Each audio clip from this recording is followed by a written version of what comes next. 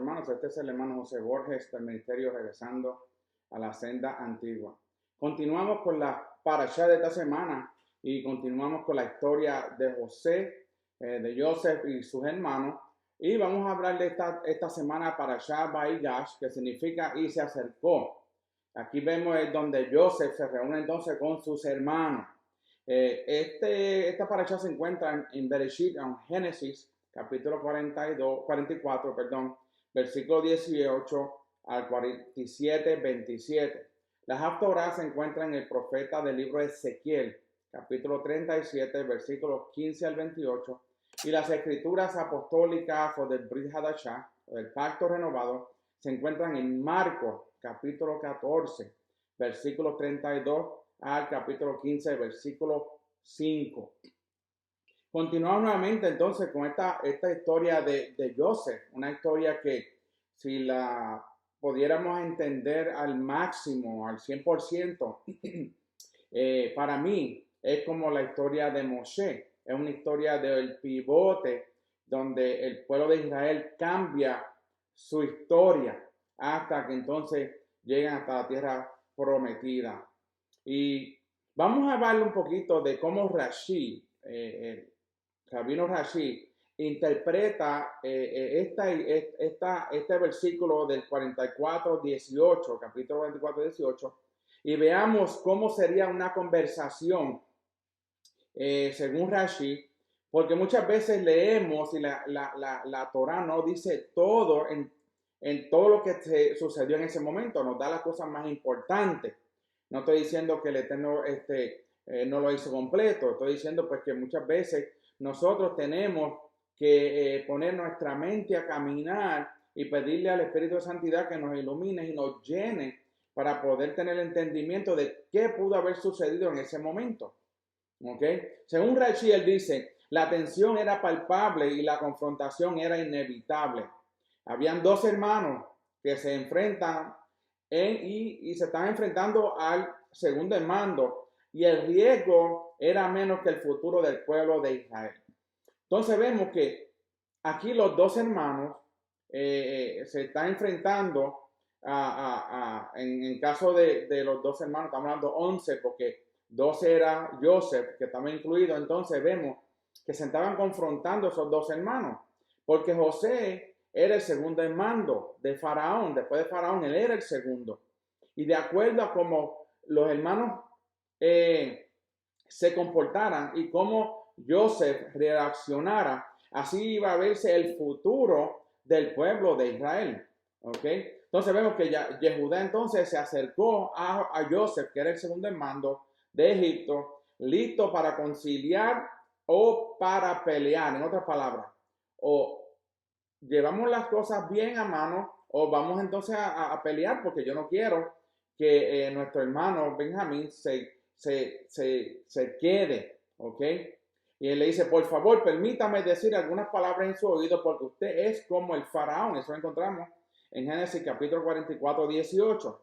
Yehudá entonces estaba diciendo, yo lo honro como el faraón, pero también es usted un mentiroso como el faraón. Y estoy preparado para sacar a mi espada y terminar con usted y con el faraón. En otras palabras, nunca podíamos pensar que en ese momento Yehudá, que fue el que dio la cara por Benjamín, cuando su padre lo deja ir con Yehudá, él dice que él lo iba a cuidar hasta iba a dar la muerte, iba a dar su vida por su hermano. Y vemos que yo creo y pienso que en este caso Rashi pensaba que Yehudá estaba preparado a hacer cualquier cosa.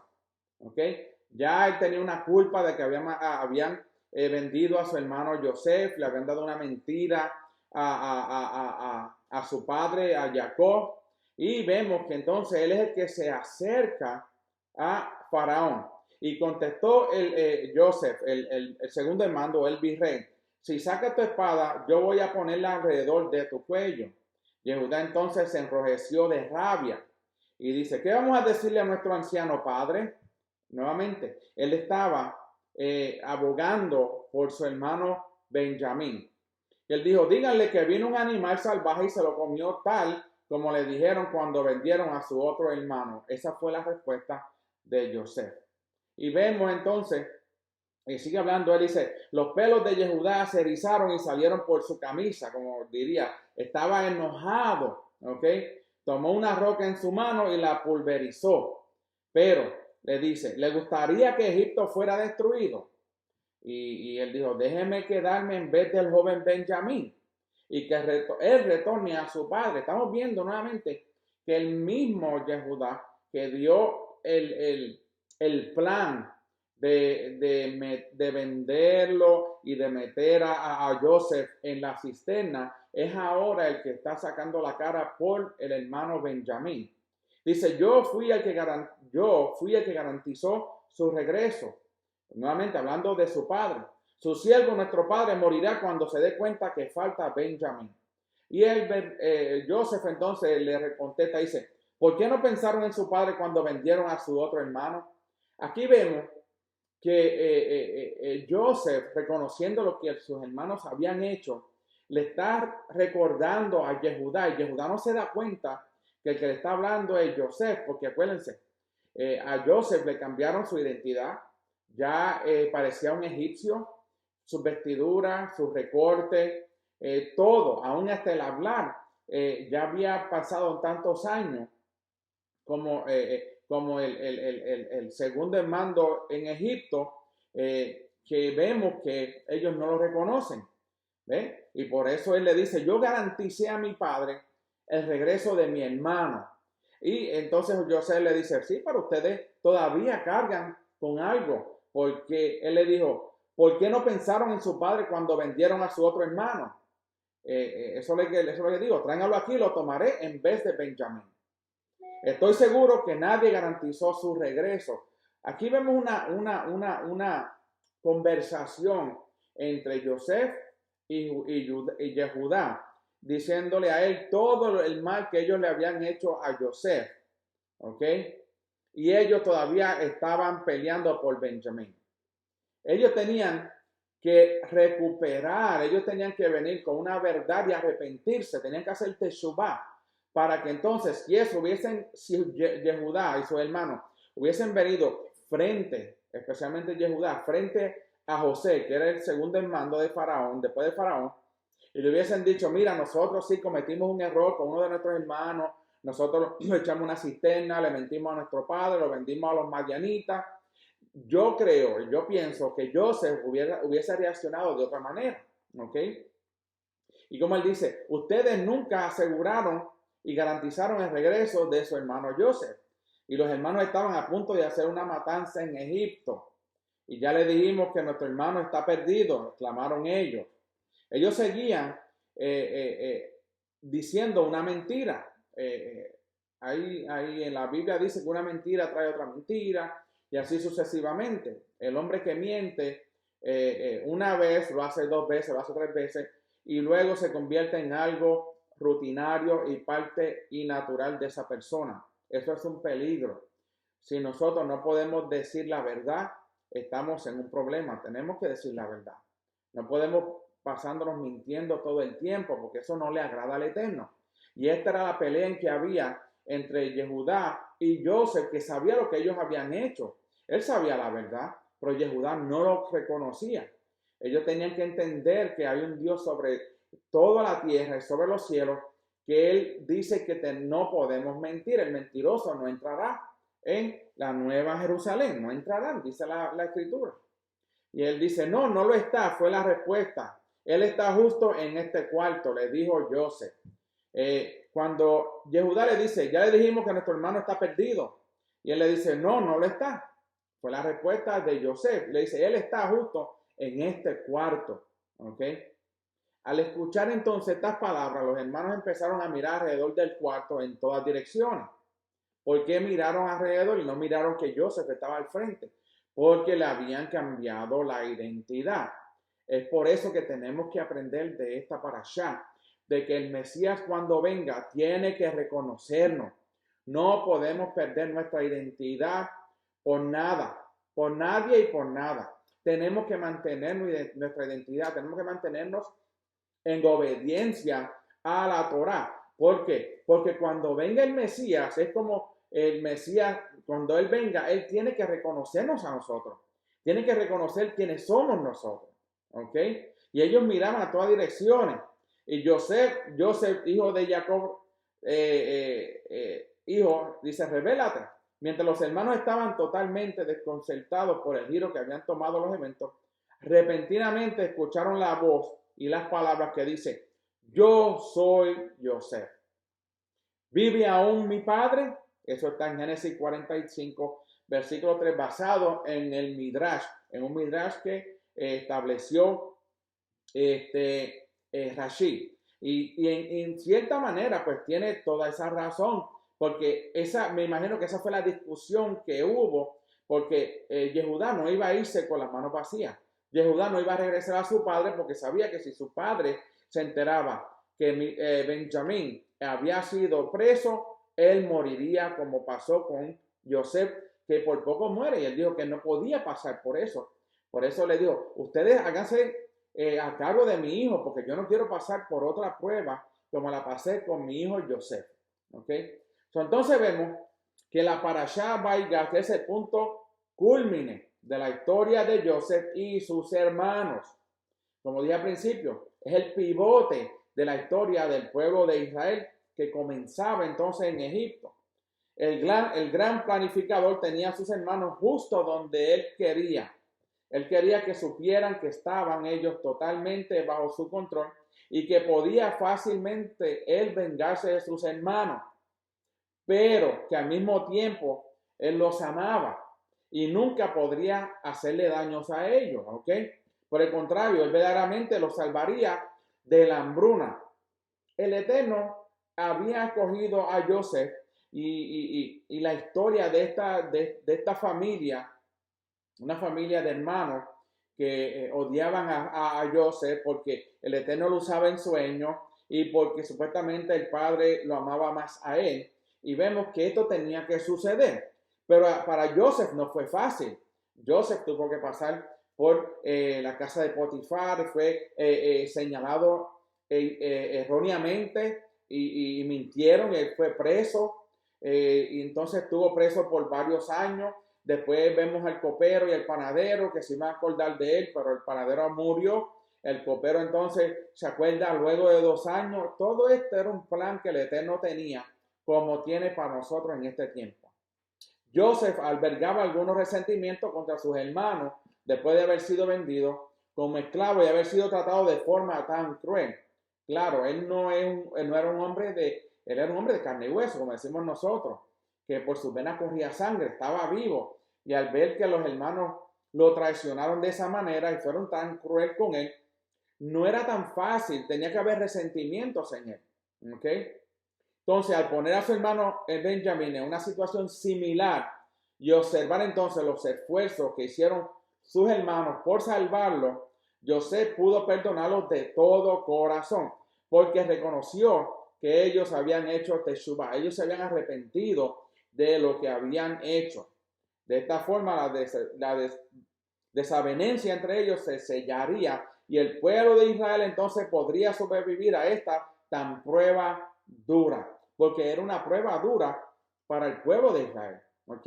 Una prueba que era un punto de subsistir, de sobrevivir, porque alimento se había acabado en toda la tierra, solamente en Egipto había alimento, ¿ok? Ahora, examinemos la parashá desde el principio, ¿ok? Vemos que Yehudá hace una propuesta. Yehudá le dijo a Joseph, ¿por qué quieres a Benjamín como tú, esclavo o camarero o como fuese? Yo soy mucho mejor, mayor, más fuerte. Mándame a pelear tus batallas en tu lugar. Además, si Benjamín es un ladrón, ¿por qué querrías a un ladrón dentro de tu casa? Realmente te robaría todo. Y esto es lo que le está haciendo Yehudá, una propuesta a José. Y José le pregunta, ¿acaso no dicta la Torá que a un ladrón se lo castiga con servidumbre? Y eso está en la parashá Mishpatim. ¿Por qué querría alguien comprarlo a un ladrón? Esa es la respuesta que le dio Yehudá. La respuesta que le da Yehudá, la otra pregunta fue de Joseph. Yehudá pregunta, la Torá se refiere a un ladrón que no tiene dinero, que fue vendido como sirviente y que el precio de compra fue para pagar sus deudas. Él no es en esencia un ladrón, sino que simplemente tuvo un poco de mala suerte y necesitaba los fondos. Benjamín, por otra parte, tenía mucho dinero para pagar por las cosas, por la copa. Si él robó, esto era un reflejo de su carácter. Él de verdad es un ladrón, argumentó Yehudá. Entonces, ¿por qué dejarlo estar en tu palacio? Tómeme a mí en su lugar. Seguimos viendo que Yehudá está buscando toda la forma y la manera de que no le hagan daño a Benjamín por el pacto y lo que le había dicho a su padre. Él hizo un pacto con su padre, un convenio. Yo lo voy a cuidar y lo voy a cuidar hasta con mi vida. ¿Ok? Vemos a Yeshua de la tribu de Yehudá. ¿Qué va a pasar? Él nos va a rescatar a nosotros. ¿Ok? Él nos va a rescatar. ¿Por qué? Porque Él dio su vida por todos nosotros. Él hizo un convenio con nosotros. Yo muero por ustedes, pero ustedes tienen que obedecer todos los mandamientos, tienen que caminar en obediencia, tienen que hacer lo que dice la palabra y las escrituras. Y Yeshua entonces muere como Yehudá estaba haciendo por su hermano Benjamín, que diciéndole, yo doy hasta mi vida. Y así Yeshua da su vida por cada uno de nosotros. Yehudá se refirió a Jacob como su siervo 10 veces. A pesar de eso, Joseph no protestó, obviamente para que ellos no sospecharan su identidad. Los sabios dicen que por esta ofensa el castigo de Joseph fue morir 10 años antes que sus hermanos mayores. En otras palabras, al él ser vendido, él fue como castigado, ¿ok? Por todos esos años que estuvo preso y fuera de su familia y de su padre. Yehudá discutió, dice, por supuesto que nuestro padre podía entender que si Benjamín robó la copa del virrey, entonces él merece ser un esclavo. Pero no tendremos la oportunidad de explicarle nada a Jacob, nuestro padre, porque él en un minuto que se dé cuenta que falta Benjamín, moriría. Y eso era el problema y la situación que tenía Yehudá en su mente y en su ser. Él estaba más preocupado del padre de Benjamín que de él mismo. ¿Ok? Jacob ahora aún tenía a Benjamín. Ahora sería como si los tres se fueran al mismo tiempo. ¿Por qué? Porque entonces ellos pensarían que, ok, Joseph está muerto, Benjamín se quedaría acá y mi padre moriría. ¿Ok? Y vemos entonces que con el fin de no avergonzar a sus hermanos, Joseph le ordenó a todo Egipcio que salieran del cuarto. ¿Okay? Él estaba consciente del peligro que esto implicaba, ya que simplemente podrían haberlo matado a él solo. ¿Okay? Porque imagínense, 11 hermanos allí dentro, peleando y discutiendo con Joseph. No sabían que era Joseph, pero estaban peleando con él, peleando y discutiendo con el virrey. Imagínense que él se quedara solo con ellos. Ellos podían hacer cualquier cosa para llevarse a Benjamín. Todos los egipcios estaban escuchando en la puerta cuando José se rebeló ante sus hermanos. Los hermanos estaban impactados por Yom Kippur, por 22 Yom Kippur consecutivos al confesar sus pecados. Se habían convencido ellos a sí mismos de que ellos tenían una justificación válida para vender a José. Él había estado tratando de eliminarlos con sus tontos sueños. Esto es lo que pensaban sus hermanos. Y con las historias que le contaba a su padre. Él soñó que gobernaba sobre ellos o que gobernaría sobre ellos. Esto no era profecía para ellos. El dolor que sentía Jacob era todo por el hecho de tener un hijo loco. Y todo esto no era culpa de ellos. De eso se habían convencido ellos por 22 años. No fue que Joseph estaba loco, era un plan del Eterno. Y aún el mismo Jacob no entendió ese sueño que Dios le dio, el segundo sueño de la luna y las estrellas, ¿ok? Y el sol, que entonces su padre dice, ¿y qué? Que tu madre y yo te vamos a servir, o nos vamos a postrar ante ti. Y eso también lo llevaba dentro Joseph, porque su padre también a lo mejor pensó que su hijo estaba un poco loco, igual que sus hermanos. ¿Ok? So, vemos entonces que repentinamente un día, bajo el cielo azul, se encuentran a sí mismos inclinándose en el piso delante de Joseph, el segundo hermano egipcio, cuando él pronuncia 7 palabras que destrozan al mundo entero. Yo soy Joseph. ¿Vive aún mi padre? Si ustedes están tan preocupados por su padre ahora, ¿por qué no lo estuvieron cuando me vendieron? Joseph entonces se revela a ellos y vemos que Joseph se revela y ellos se postran delante del virrey de Joseph, como el sueño que había tenido al principio, el cual sus hermanos lo rechazaron y lo tildaban de que estaba loco y que se creía él, que si era mejor que ellos, ¿ok? Vemos entonces que los hermanos se tenían que haber puesto blanco, parecían como si blanco como fantasma. Si tú eres Joseph y nosotros nos estamos inclinando a ti, esto significa que tus sueños serán de hecho profecías y no deseos personales. Ahora entendemos por qué él vio espigas de trigo y no corderos, porque ellos vinieron a comprar granos. Ellos vinieron a comprar granos porque había hambre. Si es así, tú no estabas tratando de destruirnos y nuestras acciones fueron motivadas por los celos. Joseph no quería nada en contra de sus hermanos ni de su padre. Al contrario, él quería lo mejor. Él tampoco entendía lo que significaba esos sueños. Eso significa entonces que todo el dolor que le causamos a nuestro padre fue nuestra culpa. Y ellos entonces se sienten mal. Y es por eso que ellos se comienzan a arrepentir. Los hermanos entonces no tenían palabras de justificación. No podían justificarse por lo que habían hecho con Joseph. Sobre esto entonces los sabios comentan: pobres de nosotros en el día del juicio, cuando Elohim venga a confrontar a cada uno de nosotros con todos nuestros actos. Todas nuestras excusas pacientemente planeadas se van a desvanecer en el aire. Ahora podemos darnos cuenta del trabajo de reflexión que debemos hacer antes de ese gran día. Tenemos que nosotros ser como los hermanos de Joseph. Tenemos que llegar al momento que tenemos que arrepentirnos de nuestros pecados, de nuestras acciones negativas. Vemos entonces que Joseph cumple su misión. Joseph había logrado su misión. Los hermanos se dieron cuenta de su error y Joseph pudo separar sus malos sentimientos hacia ellos. Los hermanos podían ahora regresar a la casa del padre y decirle que su hijo Joseph vivía. Joseph les dijo que no se demoraran por miedo a incriminarse unos a otros, sino que se apuraran para traer a su padre a Egipto. ¿Okay? El retorno de los hermanos planteaba un dilema entonces. ¿Cómo presentarían de forma cuidadosa estas asombrosas noticias a su anciano padre?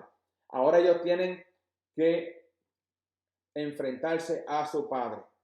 Este tipo de noticias podrían causarle un ataque al padre cardíaco. Teniendo esto en mente, decidieron que una niña pequeña, Sera, la hija de Asher, tocara el arpa y le cantara a su abuelo. Le dijeron: cuando cantes, la próxima vez para tu abuelo, cántale: Joseph está vivo, Joseph está vivo. Dice el Midrash, cuando las pequeñas Sera cantó estas palabras y Jacob comprendió su significado, casi colapsó. Sin embargo, la dulzura de su canto alivianó el impacto y él fue capaz de calmarse. Le dio a Sera una bendición de longevidad y ella fue la única que bajó a Egipto con Jacob y salió 200 años después con Moshe. Interesante, ¿verdad? Que él necesitaba lo de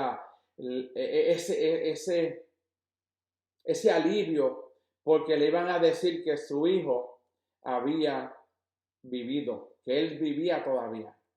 70 almas llegaron a Egipto. La Torah presenta una lista de todos los hijos de Jacob y da como un sumo total de 70. Rashi, comentarista clásico, contó los nombres y encontró solo 69. Dice: ¿cómo puede ser? La respuesta simple es contar a Jacob como el número 70.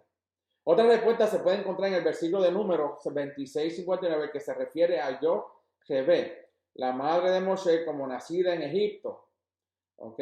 Siendo la inferencia que su concepción y los dolores de parto no fueron precisamente en Egipto. La tradición es que ella nació justo cuando ellos entraban por la puerta de la ciudad. En consecuencia, mientras que 69 personas bajaron literalmente, en realidad 70 almas entraron a Egipto. Esto es un midrash que dice que la mamá de Moshe nació entrando en Egipto. ¿Ok? El midrash dice que cuando los babilonios exiliaron a los judíos, ellos los hicieron marchar a los ríos de Babilonia, donde fueron colocados en grandes barcos y llevados al cautiverio. Donde fueron colocados en grandes barcos, los babilonios contaron a cada uno de los que estaban en el bote antes de la salida y el llegar. La capacidad de cada barco era exactamente un número más de los que ellos habían contado. Esto es un midrash que dice que ellos fueron llevados en barco.